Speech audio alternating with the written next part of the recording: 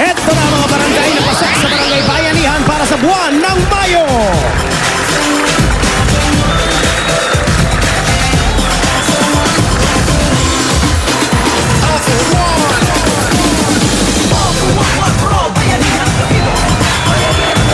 Barangay 89, Zone 8, Caloocan City. Barangay 797, Zone 86, San Andres, Manila. Barangay Daniel Fajardo, Las Piñas City. Barangay Dampol First, Plaridel, Bulacan. Barangay San Roque, Angono, Rizal. Barangay Alang-Alang, Mandaue City, Cebu. Barangay Bagong Lipunan ng Krame, Quezon City. Barangay 353, Zone 36, Santa Cruz, Manila. Barangay Mayamot, Antipolo City, Rizal. Barangay Damayan Lagi, Quezon City. Barangay Hulong Duhat, Malabon City. Barangay Plaza Aldea, Tanay, Rizal. Barangay Balibago, Santa Rosa City, Laguna. Barangay Pulang Lupa 2, Las Piñas City. Barangay 18, Zone 2, Pasay City. Barangay Engineers Hill, Baguio City. Barangay San Isidro, Agoo, La Union. Barangay 560, Zone 55, Sampaloc, Manila. Barangay West Rembo, Makati City. Barangay San Juan, Taytay, Rizal. At Barangay Poblacion 6, Ukli, Mendez, Cavite.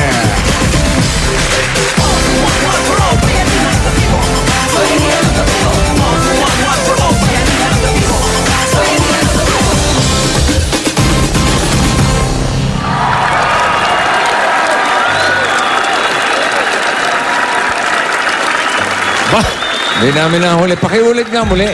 Oo, from the top. Okay. 20 pare, 21 barangay. 21 po yan ang pwedeng manalo at tumanggap ng iba't ibang regalo para sa ikagaganda at kabubuti ng kanilang barangay. Dito sa Barangay Bayanihan para sa buwan ng Mayo. Alamin na natin kung anong barangay ang mananalo grand winner sa Barangay Bayanihan para sa buwan ng Mayo. At ang barangay na mananalo ay ang barangay na nagpakita ng kaayusan, tulungan, bigayan at bayanihan. Sila ang barangay na kahit sa isang simpleng laro ay nagpakita ng disiplina para sa ikapapanalo ng everyone sa kanilang barangay. Bukod doon, naipakita rin nila ang pagtutulungan sa everyday, araw-araw. Ang grand winner. Asan yung tagabukas ko nito? Ito pare. Si yung asimdero? Yung asimdero. Yung maasim ang amoy. Yung kombinasyon. Ayan na si asimdero. Wala na. Ang ginagawa mo dyan. Busy, may start. Grand winner ng Barangay Bayanihan para sa buwan ng Mayo ay... Hoy!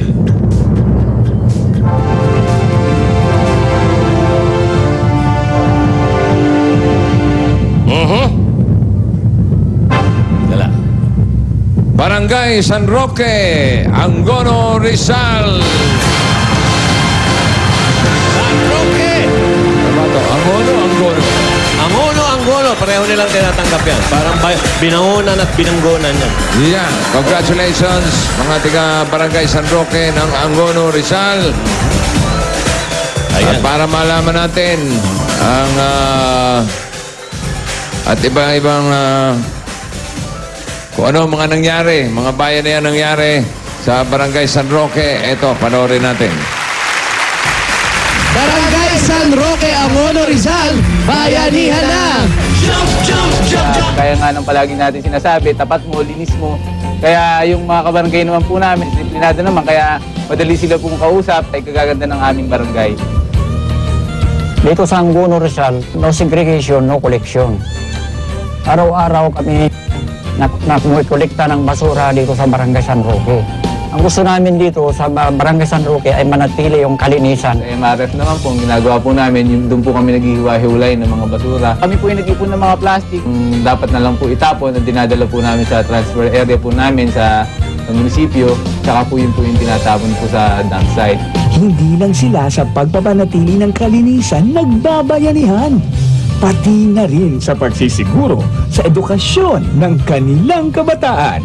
Ako po ay isa sa mapapalad na napasama o napabilang sa scholarship ng Barangay San Roque na dahil po sa scholarship na to, mapupurso ko po yung pangarap ko na maging isang guro.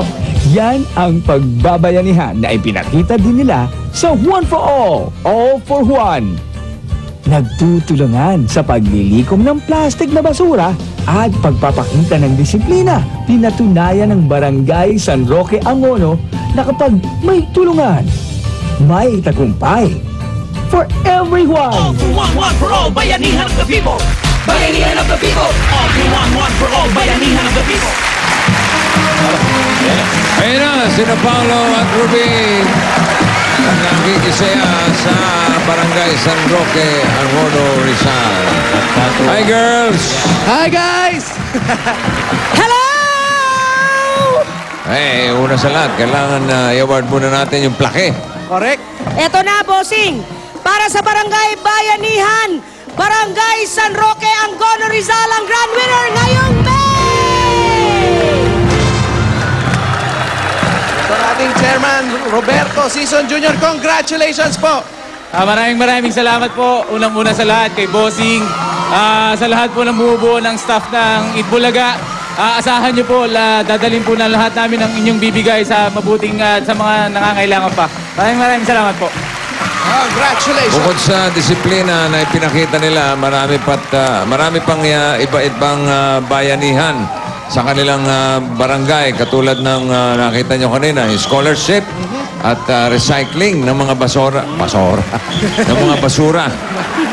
At nalaman ng Itbulaga na ang Barangay San Roque ay mayroong MRF. Okay? Saan kausap ko? MRF. Asa na yun? Alam niyo mga ano MRF? MRF. MRF. Material Recovery Facility. Material Recovery Facility. Correct. Sinimulan nila ito noon pero nasira ang kanilang makina. Oo. Ang gusto natin ay mabigyan sila ng magagamit nila para sa pagpapatuloy ng programang ito. Ilan lang ang barangay na may ganito sa Pilipinas. Buong Pilipinas yan. Congratulations sa inyo.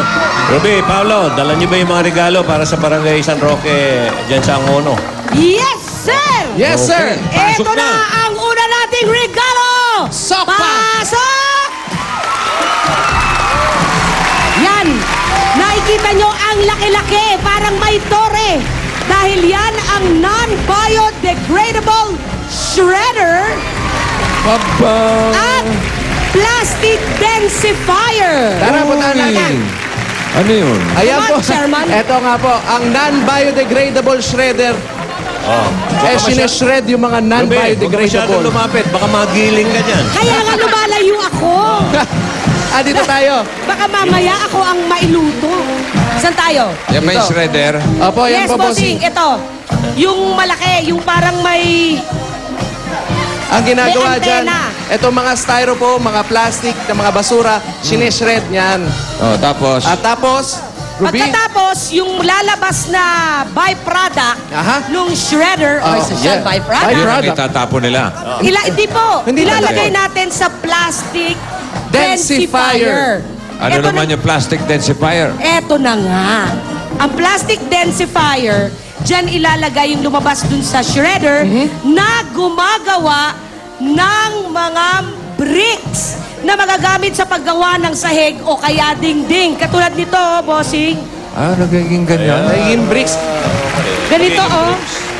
Pwedeng bricks, pwedeng paso. Mga paso. Meron silang mga Molds. molde. Oo. Molde. Itong molding ito, dyan nila ilalagay kung ano ang gusto nilang gawin. Tsaka, hindi kailangan mag-alala yung mga tao rito dahil yung usok na lumalabas dyan Yun ang eh gusto kong malinis. tanungin. Malinis. Malinis Malinis, po. bossing, kasi merong Uling. merong coal or uling, yan. Para mas ma-purify ang paglabas ng usok. At Ruby, di ba ang ginagamit dyan yung mga gamit na mga cooking oil, mga mantika. Correct. Yung gamit na bossing, yun lang ang ilalagay Ayun dito. yung nagpapatakbo Yes. dyan. Correct. Magaling. At para Ayos. Para siyempre siguradong ligtas ang mga Dapper Cats natin dito sa paggawa ng mga bricks na yan,